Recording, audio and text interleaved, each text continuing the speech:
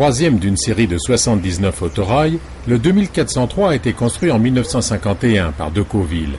Avec leurs 43 tonnes et leurs 27 mètres 700 de long, c'étaient les autorails les plus longs de la SNCF à leur mise en service. Les 600 chevaux, comme on les appelait, étaient aussi les plus puissants avant l'arrivée des 2800. Ils pouvaient remorquer jusqu'à 3 remorques en pleine et gravir des rampes jusqu'à 26 mm. Avec leurs 80 places, ils assuraient dans de bonnes conditions le remplacement de nombreux trains à vapeur. Comme la majorité de ses cousins, le 2403 est équipé de 2 moteurs V12 Renault de 300 chevaux du type 517G, très répandu à l'époque. La transmission aux essieux est faite par un embrayage à disque sec, une boîte mécanique à 4 rapports et des ponts reliés par arbre à cardan. Une mécanique simple, robuste, identique à celle des Picasso et des ABJ. Les bogies sont du type Y109. Ils ont un empattement de 3 mètres.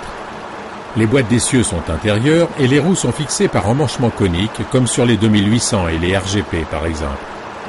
Dans la cabine, on retrouve le pupitre Jourdain-Monneret traditionnel. Mais il n'y a pas beaucoup d'espace pour le conducteur. Le capot de la boîte de vitesse prend presque toute la place. Les commandes d'accélération, de changement de vitesse et d'embrayage sont électropneumatiques. Tout est rassemblé dans un espace réduit, les contours des 2 moteurs, les interrupteurs et les témoins. Nous sommes dans la cabine 2. Il n'y a que l'indicateur de vitesse. Le flamand est dans l'autre cabine. Les avertisseurs sonores et les sonneries sont montés sur les parois. Nous sommes sur une voie de garage à Veynes. Ce 72 500 qui arrive de Marseille nous libère la voie.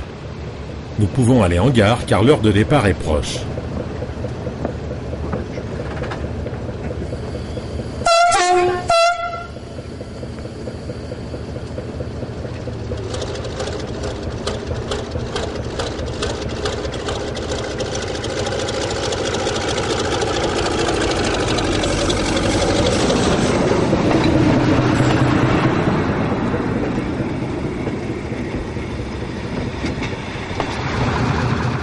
Il est 12h55.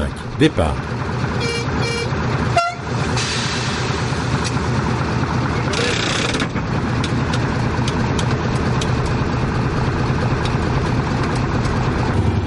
Aux manivelles, Laurent Tessier, conducteur SNCF bien connu. Et notre chef de traction est Romain Viellard de Lyon. À gauche, on aperçoit une rame de wagons de gypse tirée par 2 bébés Vossloh de l'entreprise ECR, Euro Cargo Rail.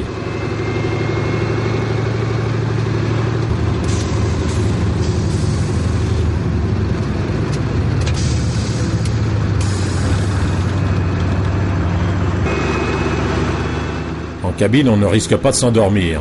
Malgré le capot d'insonorisation, le moteur se fait bien entendre. Au moins, on sait qu'on n'est pas en panne.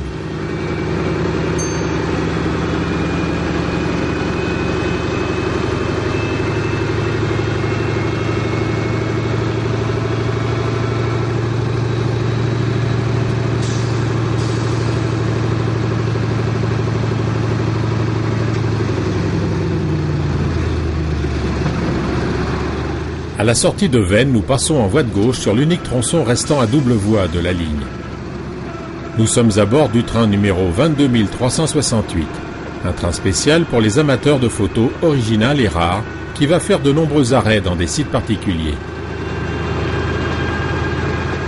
Notre itinéraire va nous conduire à la bifurcation du poteau Saint-Luc, où nous laisserons la ligne de Marseille, puis à Aspres-sur-Bœche, d'où la ligne de Grenoble se détachera. Nous remonterons ensuite la vallée de la Chauranne jusqu'à la Baume et le grand tunnel du col de Cabre. Après la boucle de Beaurières, nous passerons le grand viaduc du Claps pour atteindre Luc-en-Diois, puis Die et Cray. Après être passés sous la ligne du TGV, nous atteindrons Livron sur la ligne Paris-Lyon-Marseille. Le tout agrémenté de nombreux arrêts photos. Quant au profil, c'est assez simple. Nous atteindrons le sommet de la ligne au tunnel du col de Cabre par une rampe qui ne dépassera pas 20 mm. Et ensuite, nous attaquerons une longue descente avec une pente de 20 mm maximum jusqu'à Die. Puis une pente douce de 3 à 12 mm nous conduira jusqu'à Livron.